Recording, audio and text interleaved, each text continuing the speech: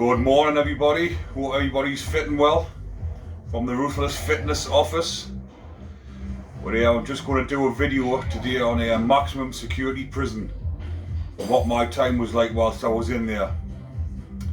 I got sentenced to life imprisonment when I was 21 years old, sentenced to 99 years IPP with no release date, and then sent straight to maximum security prison because of what I was in for, and that I posed a high risk of harm to other individuals because of my violence and my violent nature.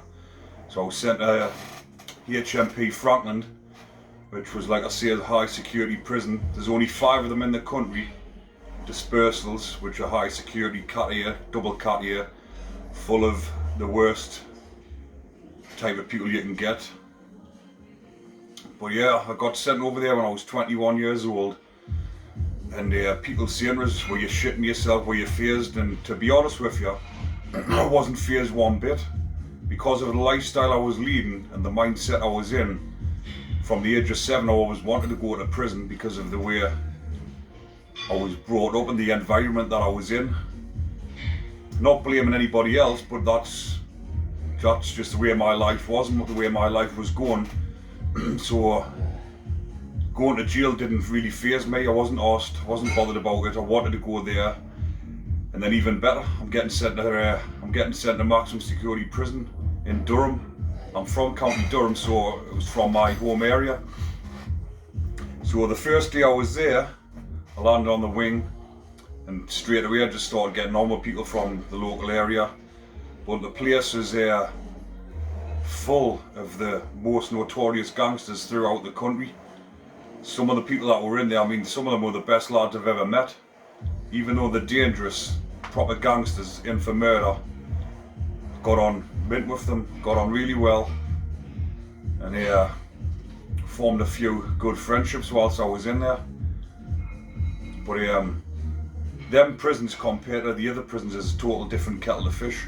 And what I mean by that is when you're in, I started off in the young offender prisons and I went into Durham, but them prisons are just full of little fucking bag rats, what I would call them. The majority of them, 90% of them, are in for fucking burglary and robbing old people and stuff like that, you know, and it's just full of fucking scum. And then when you get to the bigger jails like the cat ears, it's full of fucking big mean people, you know what I mean. But 90% of the people in them jails are good people, decent people, people that you can get on with, people that you can live with and tolerate. You're all in there doing your own thing, everyone's doing big sentences, you just want to get on with your time, get to the gym, get pumped up and just fucking get on with your time, you know. But when it does go off in them places, it goes off properly, like big time, going off big time. But the second day I was there, I seen this terrorist get a fucking pan of hot oil tipped over his head. I remember the name of the bloke, he was called Darren Barrett. If you Google him, you'll see him, he was the head of Al-Qaeda in the UK. So this is the type of people I'm living amongst at the age of 21. And I'm like, fucking, this is crazy, this, you know. But like I say, it didn't faze us. I was enjoying my time in there, to be honest.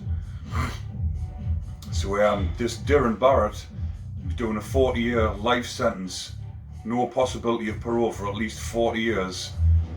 Because he was trying to, I think he was trying to plant bombs, he was doing different things.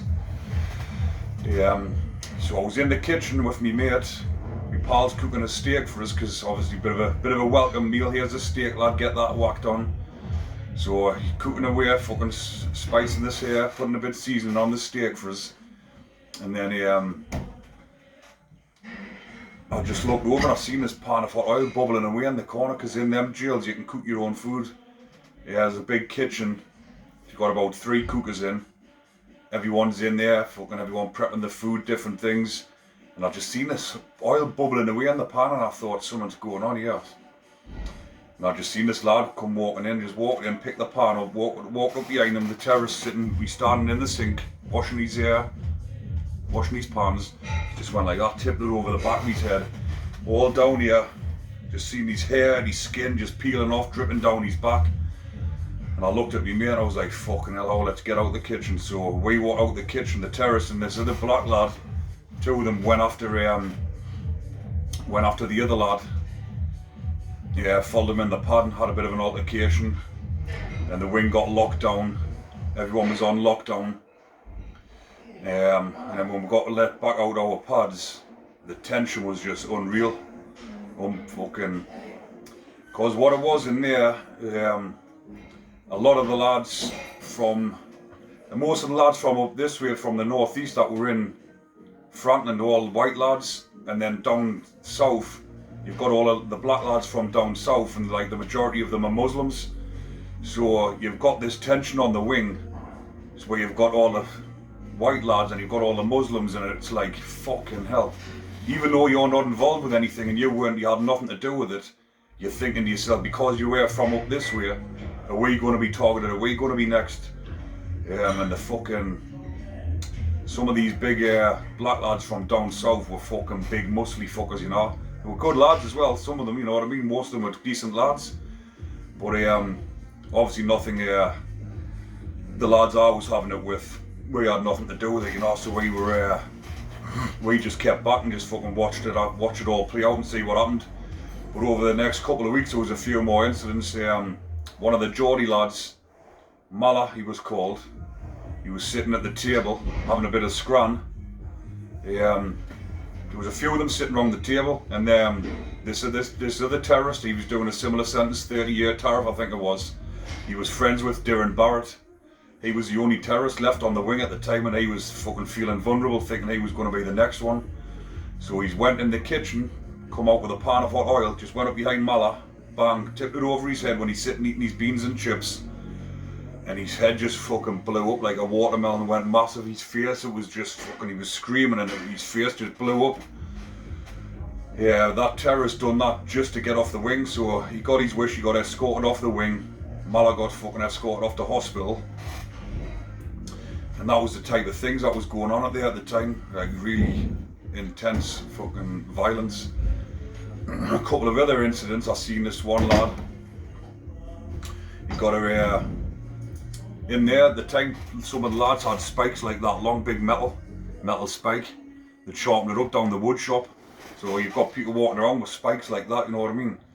I was walking back from work this one day, and this lad owed another lad some money. He was debted up, and he came walking past us, and one of the lads said, "Look, watch what's going to happen here."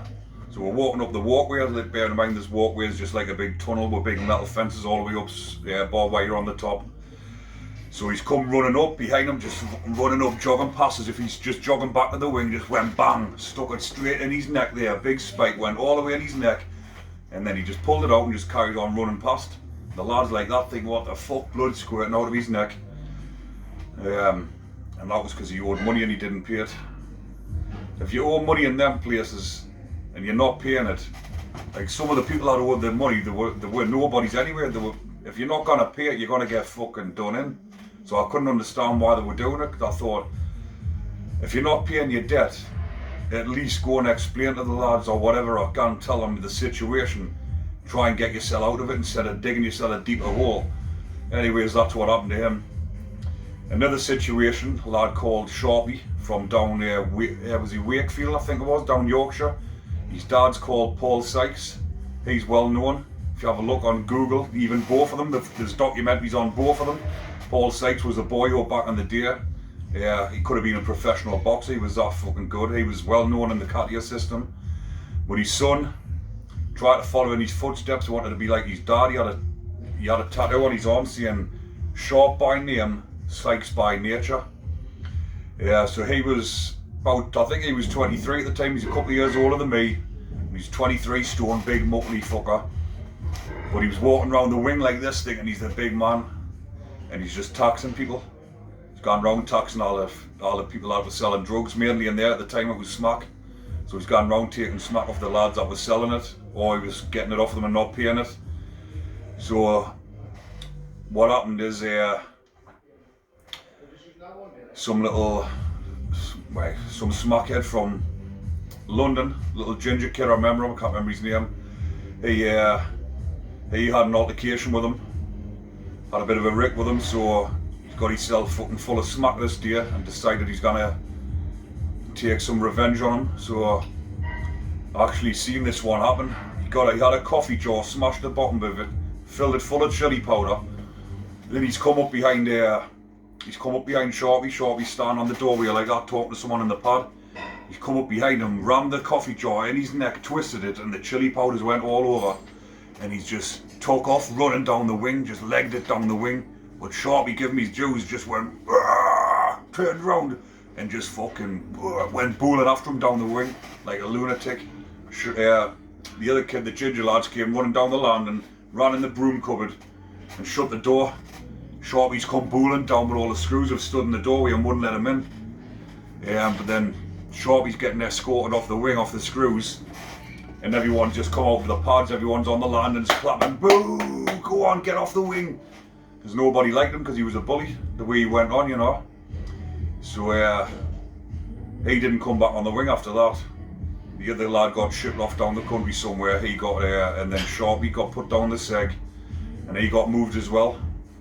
But that's the type of incidents that was happening in Frankland and throughout the maximum security estate. Like, it doesn't go off very often, but when it does, it goes off big time, you know what I mean?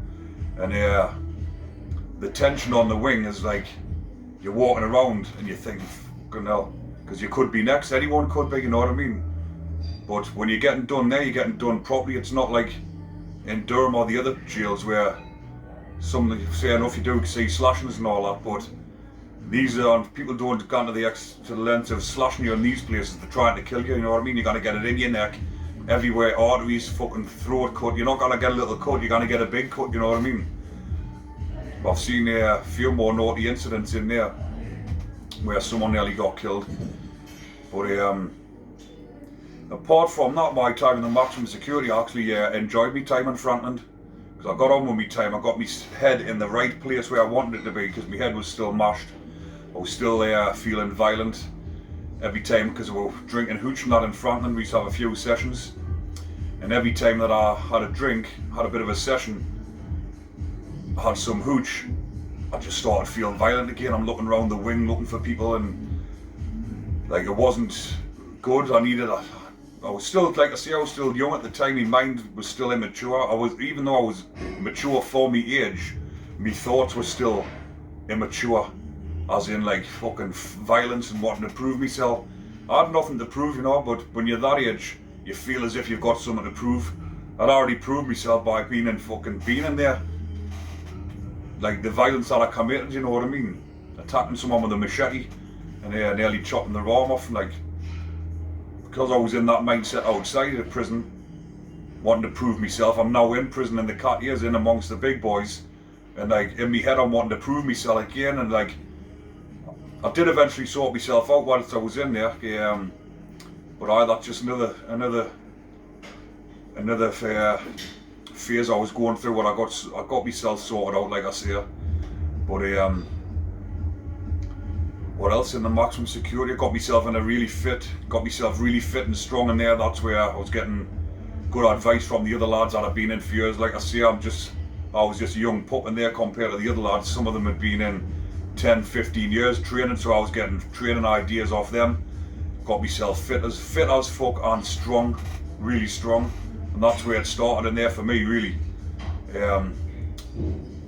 Some of the ideas that I've got on my book now, the book that I've got behind the bars, Ruthless Fitness, some of the workout plans and ideas I actually got whilst I was in Frankland, which I carried on training. But I'll leave it there for now. People don't want to get you bored, but if you like the video, don't forget to click that like button, subscribe, just so I can get me subscribers up, get the message across to a few more people. But what I will say is I'm not big in prison up. It's not big, it's not clever.